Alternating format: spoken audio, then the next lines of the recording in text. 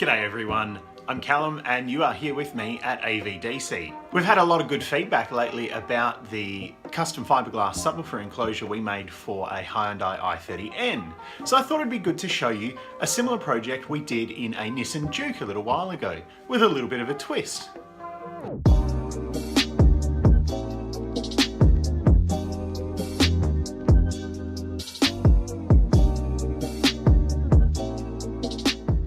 So we set about creating two custom fiberglass subwoofer enclosures for this Nissan Juke, one for each side of the boot, in a mirror image.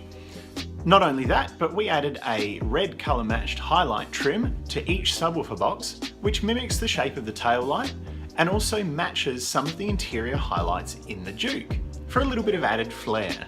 The system is running two of Kenwood's KFC-WPS1000F 10-inch fiberglass cone slimline subwoofers, and it's being powered by a JL Audio RD900/5 5-channel amplifier. So that's running the two subwoofers with 500 watts RMS, which is a fantastic power output from an all-in-one 5-channel amplifier, and it's also running the factory speakers. So if you're looking for a practical sound system upgrade with some custom touches, we're the people to see here at AVDC.